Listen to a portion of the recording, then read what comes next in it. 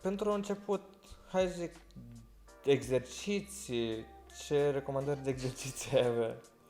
Da, începem acum. Top 6 exerciții pentru a te flexa pe femei și minorități. 1. Facem, nu știu, biceps.